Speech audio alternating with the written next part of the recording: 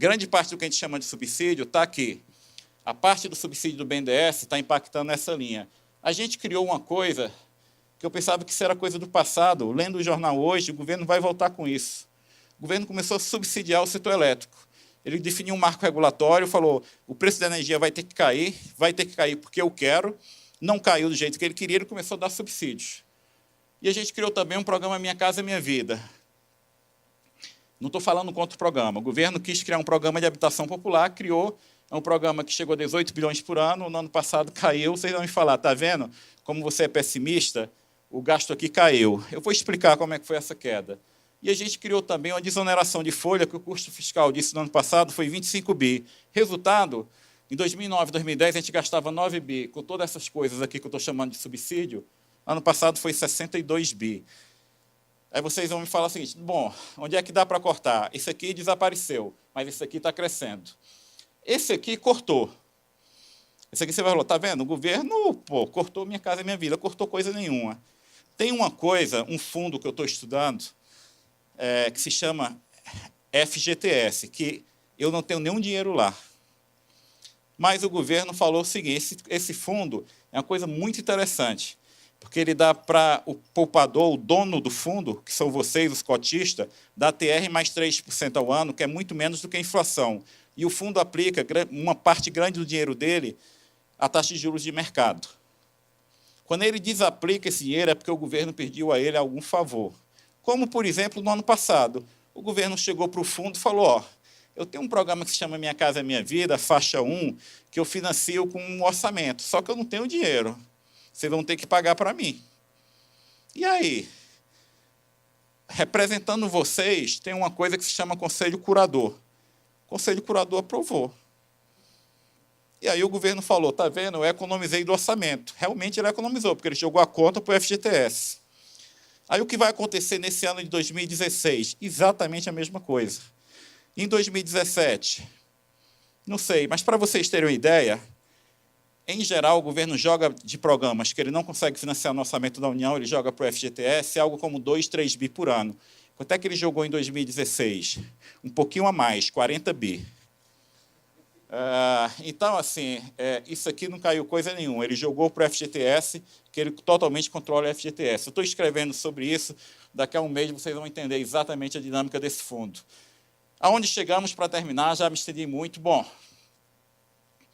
como eu falei, isso aqui é a carga tributária federal. Vinha crescendo, crescendo, crescendo, cresceu, num período recente caiu. O governo falou o seguinte, olha, eu estou com desequilíbrio fiscal porque eu perdi receita. Espera aí. Eu perdi 1,3 do PIB de receita. Perdi 1,3 do PIB nos últimos 4 anos, mas a despesa cresceu muito mais. Então, se eu recuperasse a carga tributária que eu perdi nos últimos 4 anos, eu ainda iria para uma situação de déficit. Hoje, mesmo que o governo consiga recuperar 1,3% do PIB que ele perdeu nos últimos 4 anos, a gente tem uma situação deficitária. Porque isso aqui, a despesa, mesmo o governo tentando controlar a despesa, aqui eu tirei o pagamento de pedaladas, como o PIB está em queda, a despesa sobre PIB está aumentando, o desequilíbrio fiscal está aumentando. Isso aqui é muito claro, quer dizer, para vocês terem uma ideia do problema que a gente criou, o Brasil, em 2002, quando o presidente Fernando Henrique saiu do Palácio do Planalto e entrou Lula, a gente tinha um superávit primário entre 3,5 e 4 pontos do PIB. Em 2002 era 3,2. Quando o Lula assumiu, aumentou para 3,7. Fez um esforço fiscal de meio ponto do PIB, quando o Marcos estava no governo. E depois o nosso superávit primário ficou oscilando entre 3 e 4 pontos do PIB. Caiu, se recuperou e daqui despencou. Como a receita caiu um pouquinho, mas o problema é que a despesa ela não está interessada se você está com dificuldade fiscal ou não. Dada a regra de indexação e de crescimento quase automático no número de aposentados todo ano, que cresce entre 3% e 4% ao ano, a despesa tem um crescimento muito forte. A gente criou um desequilíbrio fiscal que, para vocês terem uma ideia, vamos lá, aqui eu não estou colocando pagamento de pedaladas. Pagamento de pedalada era todos esses subsídios atrasados que no ano passado o governo pagou em dezembro, porque o TCU implicou com o governo teve que pagar, mas isso não se repete. Então, vamos tirar o que não vai se repetir, a gente fica com o déficit primário do ano passado de 1% do PIB. Aí vocês vão me perguntar, tudo bem, você já explicou, a gente já entendeu que no ano passado a gente teve um déficit de 1% do PIB, mas a tendência agora é o quê? Bom, vamos olhar para o orçamento. Vamos olhar para Eu vou voltar a isso aqui. Isso aqui é o orçamento aprovado. Isso aqui foi exatamente o que a gente gastou no ano passado. Aqui é o orçamento aprovado, que o ministro da Fazenda revisou há 3 semanas atrás, e ele falou o seguinte: este ano, de 2016, não será como o ano que passou. No ano passado, o governo teve um aumento de arrecadação nominal de 20 bi, a arrecadação real caiu 75, a nominal cresceu 20. O governo trabalha aqui esse ano para ele entregar o superávit primário de 24, saindo de um déficit de 60, ele vai ter um aumento de arrecadação de 171 bilhões de reais. Ano passado foi 20.